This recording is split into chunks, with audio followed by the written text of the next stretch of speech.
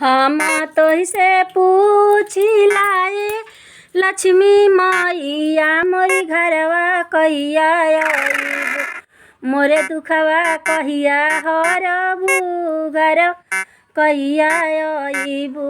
गरीबी के मारल मैया गइली नैहरवा भाभी हमरो मैया के वड़िया हनी लिहली।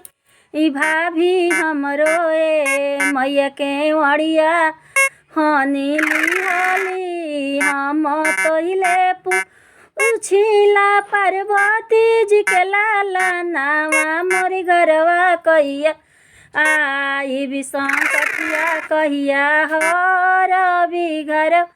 हम तहाई सेवका संकट मोचन संकटिया तोहरो हर।